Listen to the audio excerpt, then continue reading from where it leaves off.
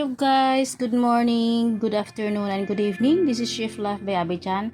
Today, i-reveal ko na po ang aking chicken adobo. Yes, na pinagkakaguluhan sa aming lugar. Sa tuwing may handaan, ako ang kinukuha para magluto ng adobo. O, letter V, diba? O, syempre may mga nahiwa na tayong sibuyas, bawang. Isasahog natin lahat yan, ha? Sama-sama. Huwag maghihiwalay. Pangit yung naghihiwalay. Sabay ganun. And then, ito may laurel tayo. Pepper. Mga ingredients. Sugar. And kikuman. And meron pa akong pinakalas na i-reveal. Yung butter, okay? Butter. I use butter unsalted. Pero later yan, guys. Later ko na pinakalas kasi yung butter. So, tingnan nyo lang kung paano magiging procedure. Para siya, sunod-sunod tayo, ha? Little lang. Yan. Hindi ako maglalagay ng madaming salt. Kasi nga, meron tayong kiko man and oyster.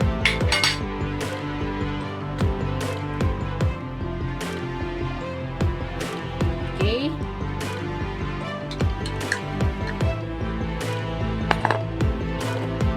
Kuman. Guys, alam niyo naman Japanese restaurant to, diba? So talaga kikuman yung aking gamit. Sa vinegar, estimated lang. Not much.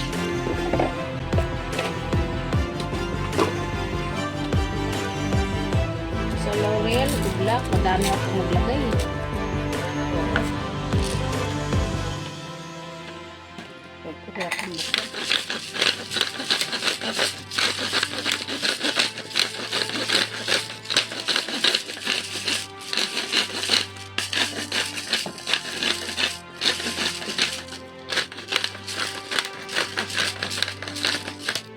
Ito na kasi yung pinakabilog ko na paminta. Instead na wala, bilog kasi siya. So, yun.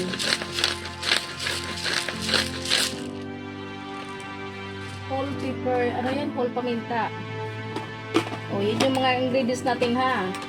Tapos yung butter, pinakalas.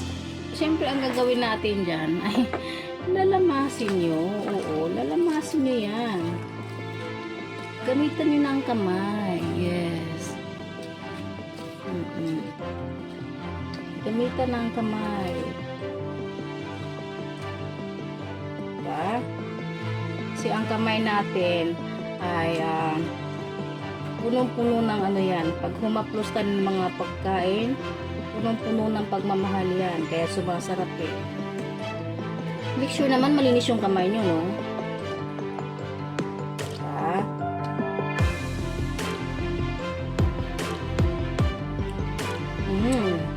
Ang sarap. Lasa pala, matitikman na sarap. So,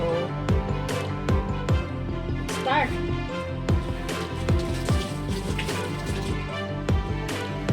Start to cook. Yan guys, nakasalang siya. Of course, kukubera natin yan. Okay. Yan din later ang procedure ko paano, ha. So, watch until the end of the video kasi ito yung pinagkakaguluhan, tulad ng sabi ko, pinagkakaguluhan ng aking chicken adobo dito sa aming lugar. Pagkanan.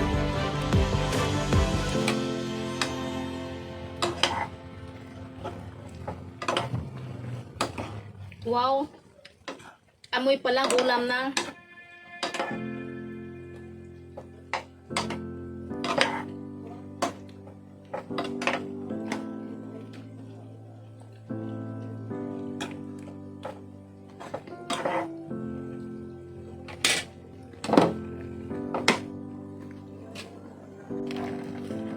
Tingnan nyo ang texture ng ating adobo.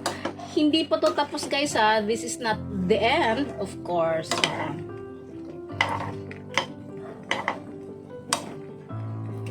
this is not the end.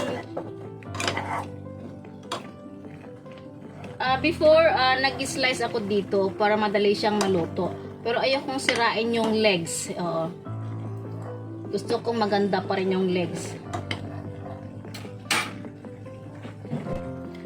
Tingnan nyo yung texture, guys. Palapot siya ng palapot, diba? Become sticky. Yan. Yung mga blood, lumalabas na siya. You know, last week, as I told you sa live ko, 10 pirasong chicken pinaluto sa akin ng binyagan. Oh my God. Kaya ng powers. Bang inaabangan natin yan ng ating chicken adobo. Shout out sa inyong lahat, mga lalabs, guys, mga idols. Shout out sa inyo.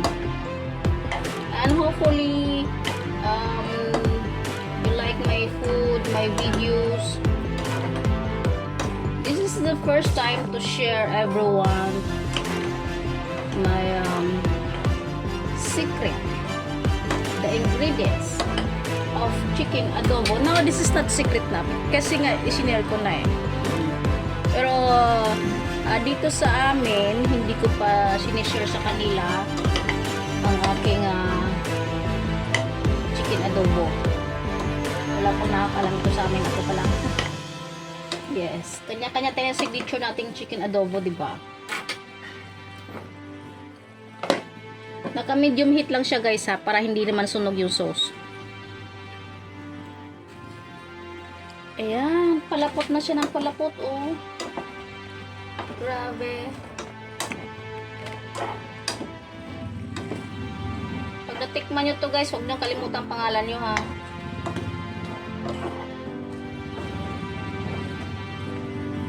We are not done. Ayan na siya, iba ng texture niya. Nagiging sticky siya.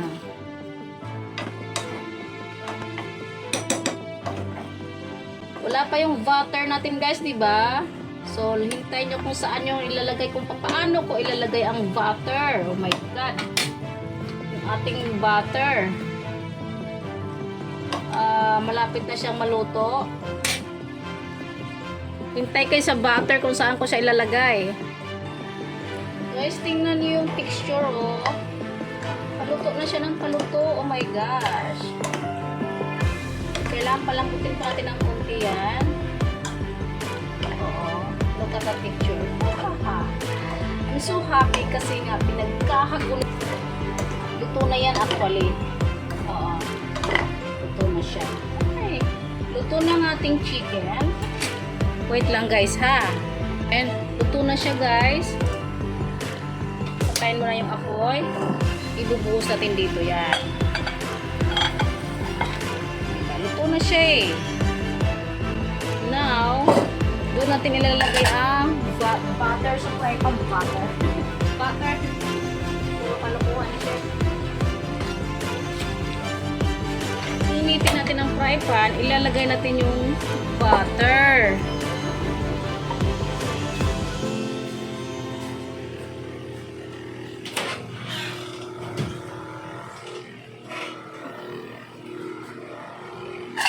Okay. Kasi ipa-fried pa natin sa butter yung ating chicken. Tunawin mo natin yung ating butter, ha. Ang init. Ang ingay ng mga pusa ko. Naamoy kasi nila yung naamoy nila yung bango ng aking food. Oh, away pa mo. Nag-away sila sa likuran.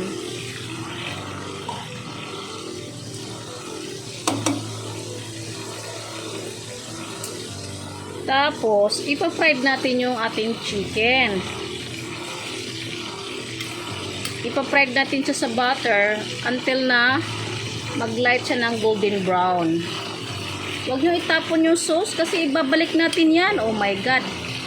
Importante yung sauce, mga lalab.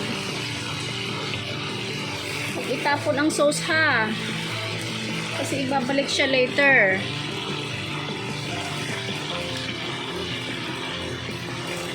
Yun. Yun yung procedure niyan. Ipa-fried natin sa pamamagitan ng butter.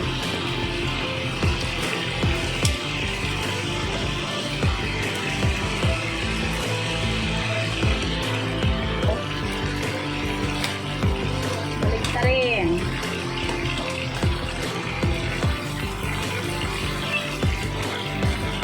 Yung pusa ko nagkagulo sa likuran dahil ang bango daw. Yan. Kailangan kasi ma-fry sa butter. Okay. Nag-light brown na siya. Doon mo ngayon ibubuhos yung sauce. Okay. Yan.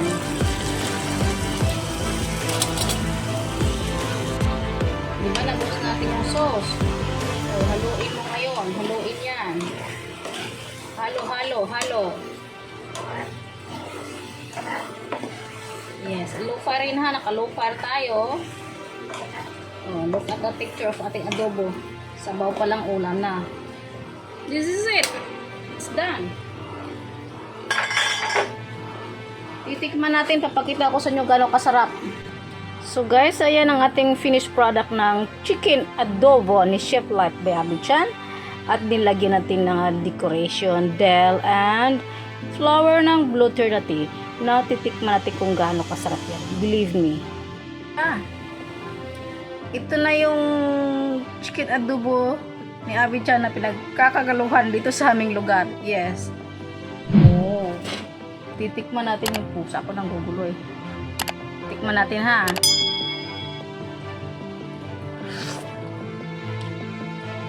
Wow. Pagkakaguluhan nga.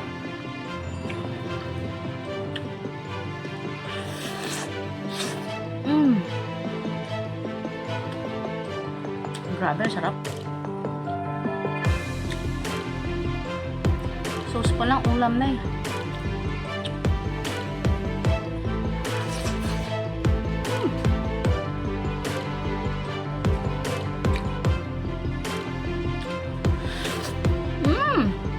Grabe. How can I say?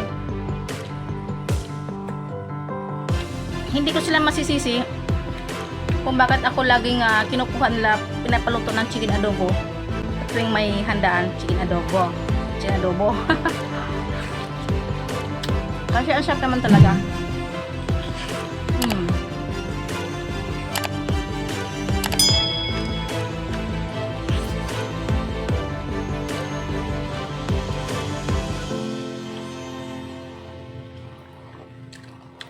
Guys, advice ko huwag na kayo maglagay ng asin ha. Kasi baka hindi nyo makontrol yung asin eh. Enough na yung soy sauce tsaka kikuman tsaka oyster. Kasi ako nakokontrol ko.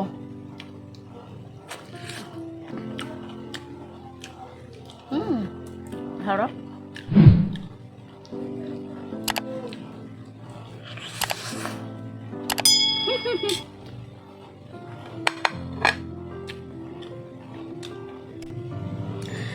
So guys, thank you so much. Just for today's videos is special chicken adobo ni Chef Life by Abby Chan.